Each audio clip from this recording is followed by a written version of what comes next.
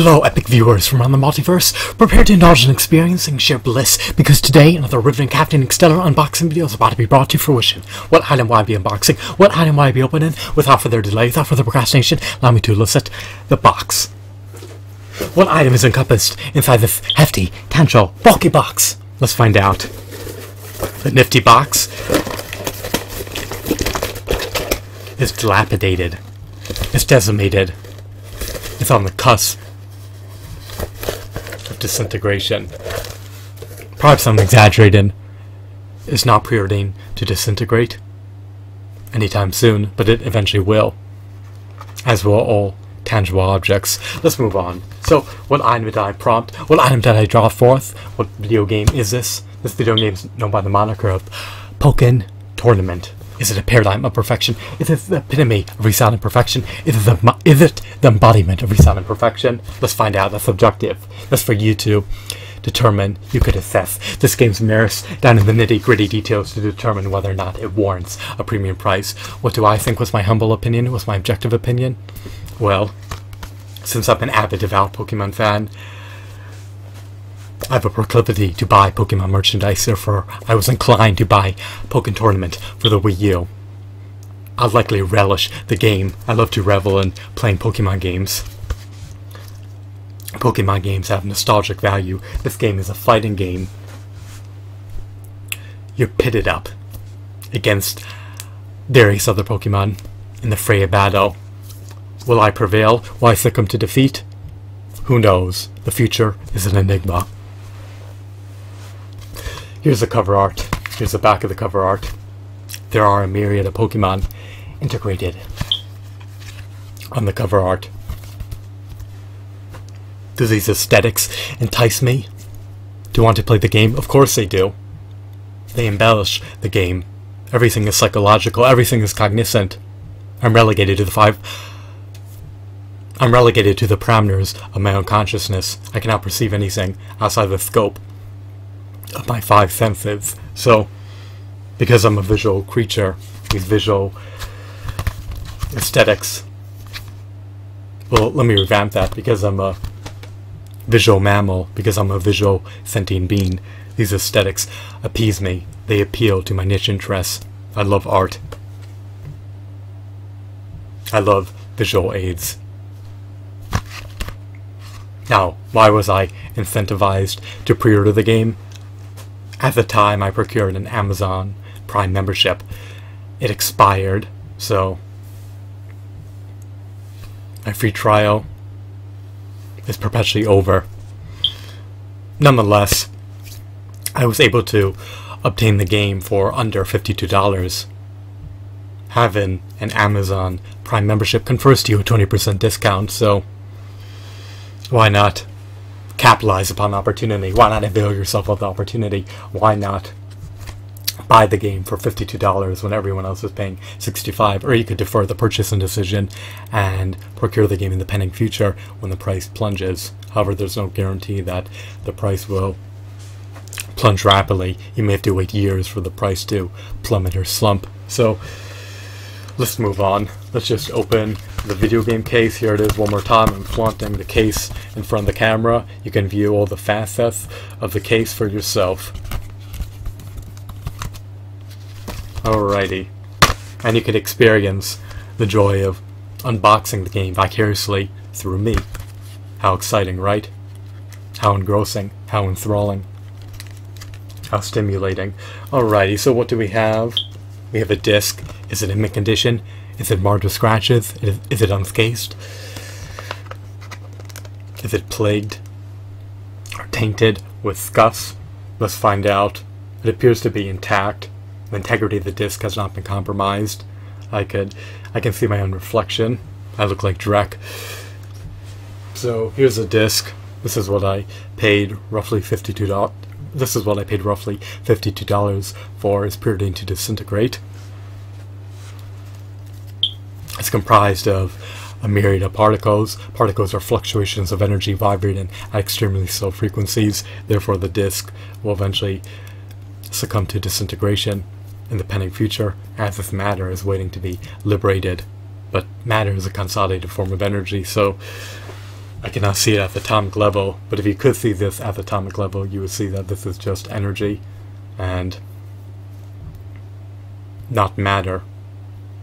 Although it gives off the illusion of being matter, because we cannot discern objects at the atomic level with our visual prowess. Nonetheless, it will work until it disintegrates, or until it becomes defective. If the game's shoddy, I do not know. I have yet to delve into the game. Of course, we have other items here. We have a mundane, bland, vapid warning manual inundated with black and white text. Nothing intriguing, nothing fascinating, nothing riveting, nothing that'll tickle my fancy. And then, of course, you have the Shadow Mewtwo amiibo card. Every time you want to access the character, you have to scan this in order to upload them into the game. Is it tedious? Is it an encumbrance? Is it a hindrance? Does it agitate me? Does it infuriate me? Does it invoke my anger? Does it imbue me with rage? Well, it's not that much of a big deal, but I would have preferred if he was not omitted from the game. I would have preferred if he was just embedded in the game, and that I would have preferred if he was embedded in the game so that you can access him without having to go through all these protocols. It's ridiculous, but it is what it is. I don't design the system. Of course, the case is devoid of plastic in certain areas. They strive to minimize their costs, always at the consumer's expense. We're paying more lofty, hefty premium prices that are exorbitant, and in exchange for our finite monetary assets, we get plastic cases devoid of plastic in various areas. How disappointing. And the cover art can literally slip out. You can maneuver it out of the case if you so choose to.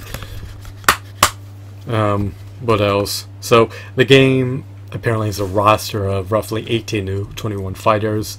It's on par with Street Fighter V's roster, and the game itself is not really a feat.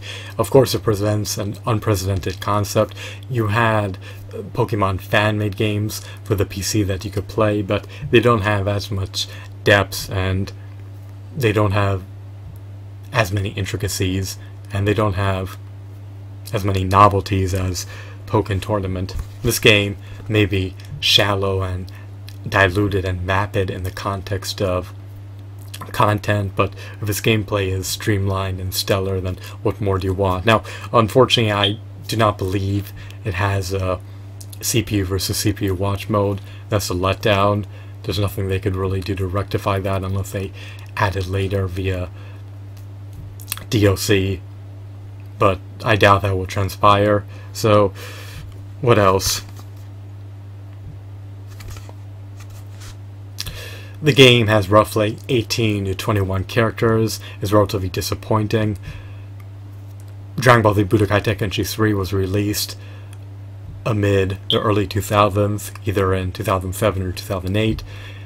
It had over 150 playable characters. Naruto Shippuden Ultimate Ninja Storm Revolution also had a roster of over 80 characters, but a meager, measly modicum of characters is just disappointing, and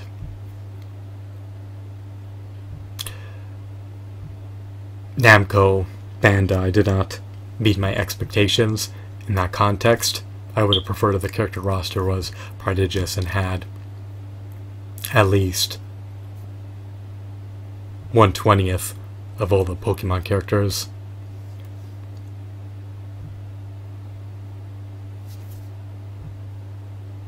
Bear with me real quick, I'm just trying to compute how many... I'm just trying to compute the percentage of Pokemon characters this game has in my head. Let's see. So this game has roughly less than 3% of all the Pokemon characters that have been brought to fruition and devised by their respective content creators. So this game has less than 3% of all Pokemon characters, and that number will perpetually dwindle and contract as more Pokemon are released. So it's just disappointing.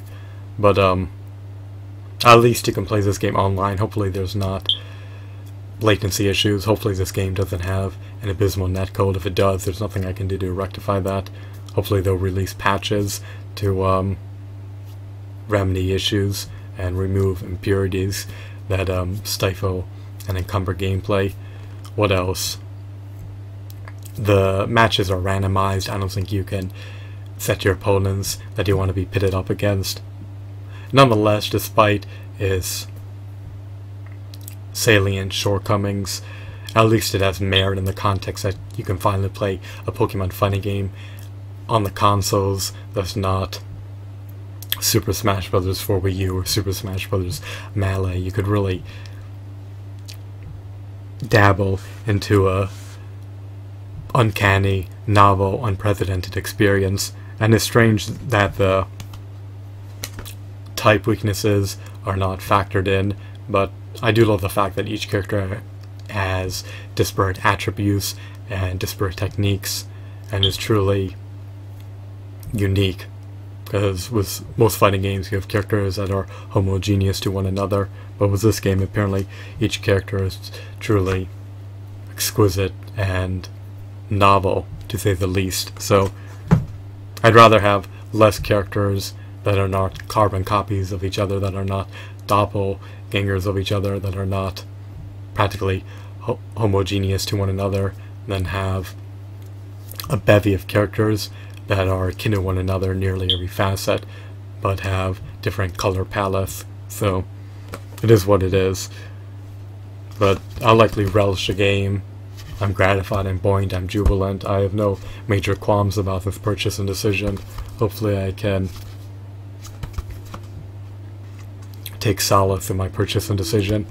I've incurred a $52 net loss. However, I need to move on. I need to cut my losses and just relish every picosecond of my life. So that's all I wanted to say. Once again, if you buy the game for the Wii U new via eBay or Amazon, expect to receive a Shadow Mewtwo amiibo card that you can scan into the game to upload the character. Then you also will receive a mundane Vapid manual that elucidates the warnings appertaining to utilizing the Wii U for extended periods of time. And then of course you have the disc that should hopefully be intact. Fortunately, the integrity of my disc has not been compromised. If you receive a cracked disc, then take recourse and see if you can return it. If your disc is defective, then take recourse and see if you can return it as well. If the game malfunctions, then take a recourse and request a return immediately. Don't defer problems. You need to rectify them immediately. So hopefully I'll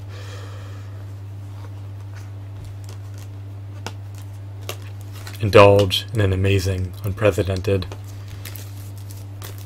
novel, state-of-the-art game experience. I can't wait until omnidirection. Is it omnidirection or omnidirectional treadmills? I guess it is omnidirectional, that sounds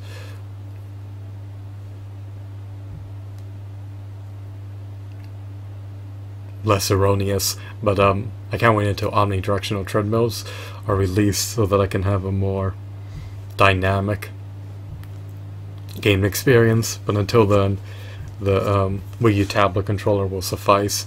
And even though I can't really immerse myself in the game because it's not a virtual reality game, it still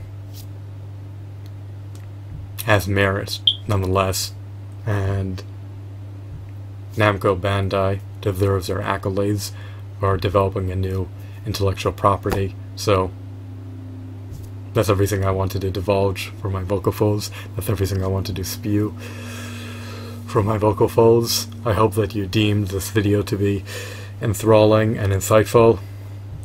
If you have any inquiries appertaining to the game, then please leave them in the comment section. If you're an avid devout Pokemon fan, if you relish the Pokemon franchise, if you love to revel in playing fighting games, then I recommend and advocate buying it. However, if you detest and disdain the Pokemon franchise, and if you dislike fighting games, then I recommend abstaining and desisting from buying the game. So that's just my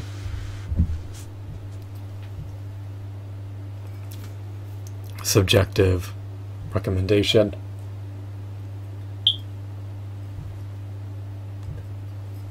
I'm famished, I'm dehydrated, I'm weary, I'm lethargic, and I'm debilitated. I need to get some REM sleep, but before I can do that, I need to play the game to see if it works. After I've gauged whether or not it works, then I can take a nap and hopefully rest without others disturbing my slumber. I need to partake in slumbering. I need to intake more nutrients. I need more macronutrients and micronutrients. I need more calories. I need more water. It's roughly 100 degrees in this room. I'm literally melting. Or perhaps I'm exaggerating, but you get the gist of my aforementioned statements. I need more water, food, and sleep and exercise. I need all the above. I also want to record more videos to appease the viewers, so I'll have to get around to that. But I've just been inundated with work, so it's not always feasible and viable to do everything I'd prefer to do. A lot of activities I would prefer to do have to be relegated to the back burner, so I need to defer revenue generating activities until I have spare time. They can't take precedence over my work.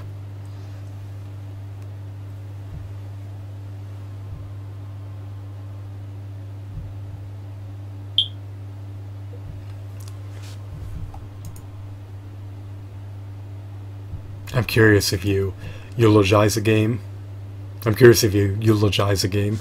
I'm curious if you disdain the game. I'm curious if you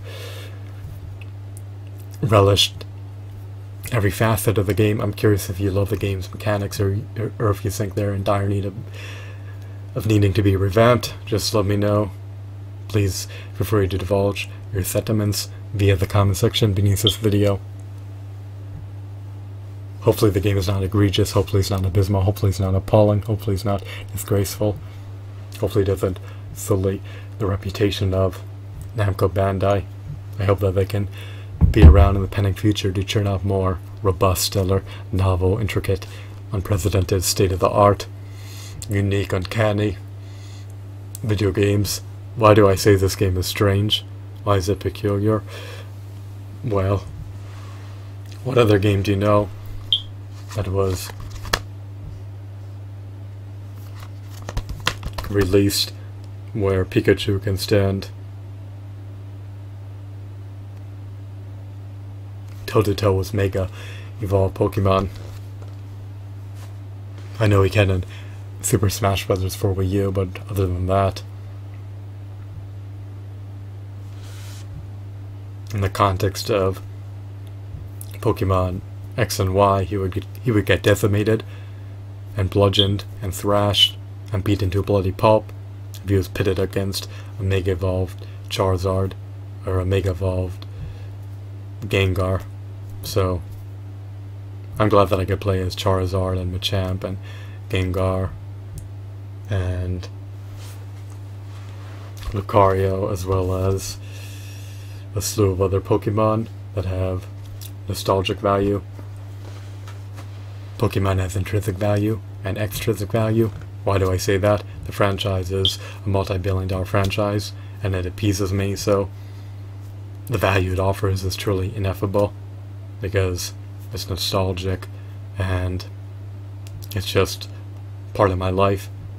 Sentient beings are a compilation of experiences, so Pokemon is literally embedded within my mind, it's embedded within my neurons, so when I fire up my synapses, when I wake up, when I look at a picture of a Pokemon, compilation of thoughts starts stirring up in my mind about my wonderful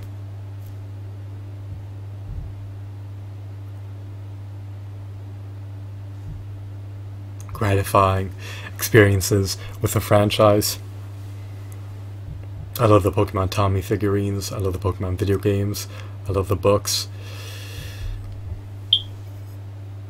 I think I know the names of 150 Pokemon by heart.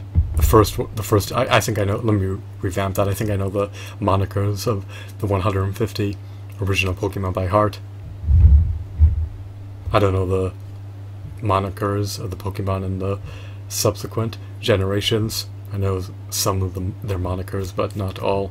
But maybe one day I'll memorize all their monikers, but I likely won't.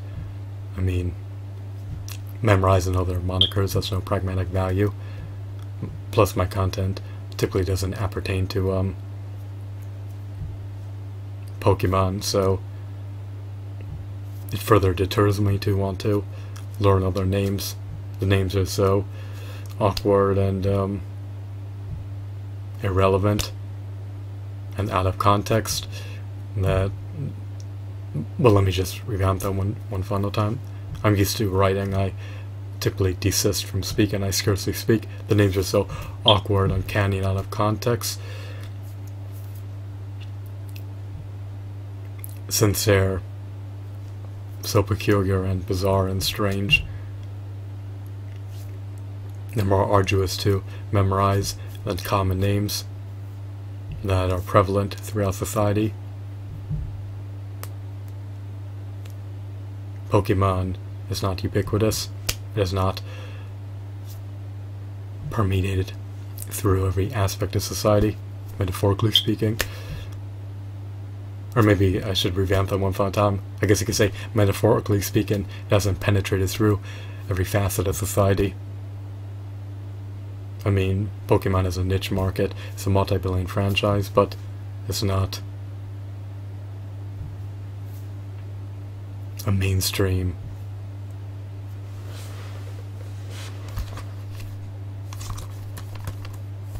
franchise among older adults. It just appeases kids, appeals to millennials, and may have some merit from the perspective of Generation X. The predecessor generations, the former generations, may be disinclined to buy Pokemon merchandise, so whatever. I'm done ranting and raving. I apologize about earlier.